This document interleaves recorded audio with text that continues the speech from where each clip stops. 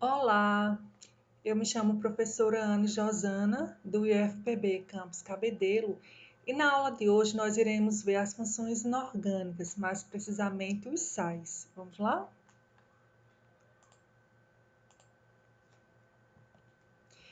Então, os sais são aquelas substâncias que, se nós fôssemos provar o seu sabor, elas apresentam um sabor salgado. O sal mais comum que nós temos no nosso cotidiano é o cloreto de sódio, que popularmente em nossa casa, né, no cotidiano nós conhecemos por sal de cozinha. Ele é formado por uma estrutura iônica, né, então o sal ele se forma, né, pela atração eletrostática entre o cátion e o ânion. Existem diversos tipos de sais e aí a gente associa mais a cor branca, porque o sal de cozinha, cloreto de sódio é branco, mas aí a gente sabe que na natureza existem diversos tipos de sais coloridos, formados principalmente por um metal de transição, apresenta na tabela periódica. Então, por definição, segundo Arrhenius, a gente sabe que os sais são toda substância que, em solução aquosa, ela vai sofrer uma dissociação, ou seja, vai ocorrer a formação de uma solução eletrolítica, porque vão existir íons lá no meio responsáveis pela condução da corrente elétrica, em que vai ocorrer a liberação de pelo menos um cátion diferente do H+, porque senão nós teríamos o ácido, lembra da definição de Arrhenius, e pelo menos um ânion diferente da hidroxila ou do íon oxigênio, o O2-, porque senão nós teríamos a base, lembra que a base ela vai finalizar pela hidroxila, exemplo NaOH, e se for o ânion, o O2-, nós teríamos o óxido, certo? Exemplo, sulfato de cálcio. Os sais na natureza eles estão presentes na forma sólida, porque são compostos iônicos. Então, quando a gente coloca em água, eles sofrem o processo da dissociação iônica, geram o cátion cálcio 2+, e o nosso ânion SO4 2-. Aqui vem mostrando uma fotografia, né, onde vem falando, né, que a água do mar ela é uma água que apresenta diversos tipos de sais dissolvidos nela, dentre eles o cloreto de magnésio, o cloreto de sódio, o sulfato de magnésio, enfim. E também podemos encontrar sais não dissolvidos na água, como por exemplo o carbonato de cálcio, que está presente nos corais e nas conchas. Então, como eu já havia comentado, os sais eles sofrem uma dissociação iônica porque são compostos iônicos, né, liberando seus íons. Então, por exemplo, aqui, eu tenho um determinado recipiente e aí eu coloquei uns cristalzinhos do meu cloreto de sódio. Ele estava presente na fase sólida, né? Só que em contato com a água, o que é que vai acontecer? Vai ocorrer a sua dissociação iônica. Então, os íons, tanto os cátions, o cátion, quanto o ânion, que é o ânion cloreto, eles serão dissociados, né? Vai sofrer uma dissociação e serão arrodeados ou solvatados pelas moléculas de água, ocorrendo a formação da solução eletrolítica, que é a dissolução, né? E a dissolução do próprio sal lá na água. Aqui vem mostrando diversos sais, tipos de sais e suas cores, como eu ouvi falado, né? O cloreto de sódio, ele apresenta cor branca, mas aí existem alguns, principalmente aqueles que são formados pelos metais de transição, que são coloridos. Exemplo, aqui o sal de cobre, nós temos o nitrato de cobre tetraidratado, cobre 2, ele é um sal azul, né? Nós temos o dicromato de potássio, é um sal laranja, certo? Aqui o óxido de ferro 3, tem essa coloração mais avermelhada. Então, dependendo do metal que vai estar presente no sal, ele vai apresentar determinada coloração. E aí a gente vai estar produzindo soluções coloridas. Como é que a gente fornece a nomenclatura dos sais? Então, para determinar a nomenclatura dos sais, a gente vai utilizar a seguinte metodologia. Vamos iniciar pelo nome do ânion, D, seguido do nome do cátion. Aqui nós temos alguns exemplos, né? das formulações dos sais. Então, NaCl, quem é o nosso ânion? É o cloreto. Veja que existe uma tabela de cátions e ânions, tudo lá é tabelado. E o cátion vai ser justamente o sódio. Então, a nomenclatura do nosso sal é cloreto de sódio. Próximo, CaSO4.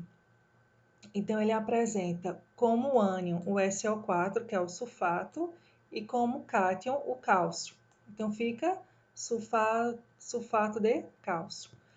AlNOH2, 3. Então, o ânion é o nitrito, NO2-, e o nosso cátion é o alumínio 3+. Então, o nome fica nitrito de alumínio. E aí, a gente pode determinar a fórmula a partir do nome do sal, né? A gente tem duas formas.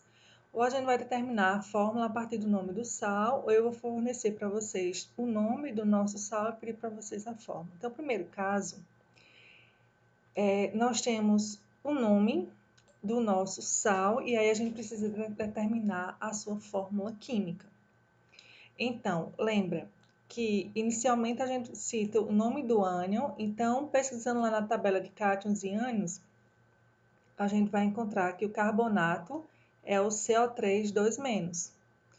E o sódio é o nosso cátion. O sódio, ele apresenta NOx mais 1, então é o Na+. Para a gente montar a fórmula do nosso sal, sempre assim, sempre a gente vai iniciar primeiramente pelo cátion, que tem carga positiva, e depois colocamos o nosso ânion. E aí fazemos o xizinho das cargas, porque as fórmulas finais dos sais são fórmulas eletronicamente neutras. Ou seja, a quantidade de cargas positivas deve ser igual à quantidade de cargas negativas, de forma que quando a gente for somar tudo, a gente precisa obter zero. Então, o sódio mais e a carga do carbonato é o 2-. Então, a gente faz o xizinho, né? Então, a carga do nosso cátion vira o índice do ânion, 1, a gente não precisa expressar, e a carga do nosso ânion vira o índice do nosso cátion. Portanto, a fórmula Na2CO3.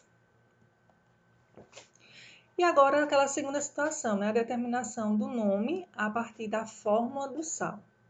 Exemplo, Fe2, SO4, 3. Essa é a fórmula iônica do nosso composto, né? Salino. Então, quando a gente vai encontrar quem é o nosso cátion, quem é o nosso ânion, a gente percebe que o cátion é o ferro, né? Qual o NOx do ferro? É justamente esse número que vem aqui para baixo. Então, nós temos o ferro 3+. E quem é o nosso ânion? O nosso ânion é o SO4. Com que carga? Foi justamente essa carga que foi aqui para cima. Então, o ânion é o SO4, 2-, que é esse númerozinho aqui, que vira o índice do nosso cátion. Assim, a fórmula do nosso sal aqui é sulfato de ferro 3 ou sulfato férrico, porque o NOx aqui do ferro foi 3+. E aí, para aquele NOx mais elevado, a gente coloca o algarismo romano ou o sufixo ico, certo? Classificação dos sais. Então, quanto à natureza dos íons, os sais podem ser classificados em seguintes tipos. Nós temos o sal neutro. O sal neutro é um sal cujo cátion não possui hidrogênio ionizável e também não apresenta o ânion hidroxila. Exemplo, NaCl, BaSO4, cloreto de sódio, sulfato de bário. O hidrogênio sal ácido, como o próprio nome diz, vai ser aquele sal que vai apresentar a presença de hidrogênio em sua forma, porque lembra que os ácidos, eles iniciam pelo átomo de hidrogênio, né? Geram como único tipo de cátion o H+. Então, para eu caracterizar meu sal como ácido, deve existir a presença do hidrogênio aqui na minha fórmula. Então, hidrogênio sal ácido, é um sal que apresenta dois cátions, sendo um deles o H+, que é o hidrogênio ionizável, e somente um ânion. Exemplo, NaHCO3, que é o comumente conhecido como bicarbonato de sódio. Então, nomenclatura, fica o quê? Carbonato, monoácido de sódio, existem várias possibilidades. Monohidrogênio, carbonato de sódio ou bicarbonato de sódio.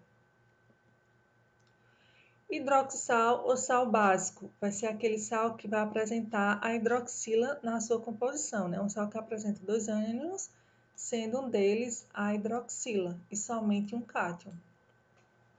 Na nomenclatura desses sais deve-se indicar a presença e a quantidade de grupos hidroxila, de maneira semelhante aos sais que apresentam grupos H+. Exemplo, CaOHCl. Então, vejam, ele possui dois ânions e um cátion, né? Como um dos ânions é a hidroxila, então ele é classificado como sal básico. Nomenclatura: cloreto monobásico de cálcio, ou então monohidroxicloreto de cálcio.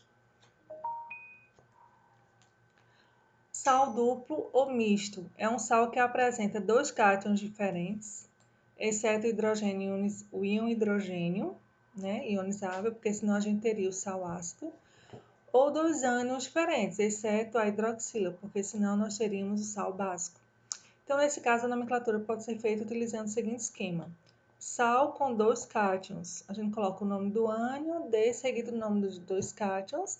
Exemplo, NaLiSO4, que é o sulfato de sódio e lítio. Ou então, se for um sal com dois ânions, a gente vai iniciar com o nome dos ânions e seguido do nome do cátion. Exemplo, CaClClO. Então, nós temos dois ânions e um cátion. Então, o nome fica hipoclorito, cloreto de cálcio. Sal hidratado. O sal hidratado é aquele sal que apresenta no seu retículo cristalino moléculas de água em proporção definida. Não é qualquer proporção, não é determinada quantidade aleatória. É aquela quantidade definida. A água combinada dessa maneira chama-se de água de cristalização e a quantidade de moléculas de água é indicada na nomenclatura do sal por prefixos. Exemplo: CuSO4 5H2O. Então, esse pontinho aqui, quando a gente visualiza as moléculas de água, então a gente já sabe que aquele sal é um sal hidratado. Nomenclatura, fica o quê? Sulfato de cobre 2, pentahidratado, porque aqui são 5 moléculas de água no retículo cristalino lá do nosso sal. E esse outro exemplo, sulfato de cálcio hidratado. Então, exercício. Dê a classificação dos seguintes sais quanto à presença ou ausência de hidrogênio, hidroxila e de hidratação. NaNO3 é um sal neutro, apresenta um cátion e um ânion. NaHCO3, como ele apresenta aqui o íon H+, né? Ele é um sal ácido. Aqui, BaOHCl, ele apresenta a hidroxila, então é um sal básico. CaLiPO4, nós temos dois cátions, então nós estamos diante de um sal duplo. E aqui, CuSO4, 5H2O, como não temos moléculas de água, nós temos um sal hidratado. Quanto à solubilidade em água, que tem a ver também com a maior ou menor condutibilidade elétrica desse sal, na presença de água, né? Nós temos que, em termos práticos, esse é o critério mais importante para classificar os sais. A tabela a seguir indica a solubilidade em água, isso a 25 graus Celsius e 1 atm. Então, nós temos duas tabelas, uma em relação a quem é solúvel como via de regra, e a outra informando para a gente quem serão os sais insolúveis como via de regra. Claro que cada um vão existir as suas exceções. Então, por via de regra, serão solúveis quem? Os nitratos, acetatos, sem nenhuma exceção, os cloretos, brometos e iodetos, com essas exceções, se for de prata, de chumbo, de mercúrio, e os sulfatos, com exceção de cálcio, estrôncio, bário e chumbo. Serão insolúveis quem? Os sulfetos, como via de regra, sulfetos, os carbonatos e os fosfatos. E estas são as nossas exceções. Então, por exemplo, se eu tiver um sulfeto formado por algum metal alcalino, o alcalino terroso e o amônio, ele passa a ser solúvel, tá? Então, ele fala, né? Quando se diz que um sal é insolúvel, na verdade, quer dizer que sua solubilidade em água é muito pequena, pois nenhuma substância é totalmente insolúvel. Todos os sais, metais alcalinos e amônio são solúveis, como via de regra. Então, aqui vem um exercício só para a gente verificar se o nosso sal é solúvel ou não. A gente precisa consultar a tabela, tá? Então, primeiramente, nitrato de sódio. A gente vem aqui na tabela nitrato. Todos são solúveis, sem nenhuma exceção. Acetato de cobre 2. O acetato, por definição, solúvel. Cloreto de sódio. Cloreto de sódio é solúvel. O sódio não está aqui na exceção. Então, ele é solúvel. Sulfato de cálcio. Sulfato de cálcio, aqui, ó, ele é solúvel, mas o de cálcio passa a ser insolúvel, como exceção. Insolúvel. Carbonato de cálcio. Carbonato, por via de regra, ele é insolúvel, mas o cálcio aqui não vai entrar na exceção, então ele é insolúvel. Fosfato de amônio. Fosfato de amônio. Ele é insolúvel, porém, como é de amônio, ele passa a ser solúvel. É a exceção. E o sulfeto de alumínio. Sulfeto, via de regra, ele é insolúvel. O alumínio não está aqui na exceção, ele é insolúvel. Insolúvel. Certo, gente? Aqui são algumas referências. E aí eu espero que vocês tenham gostado. Até a próxima.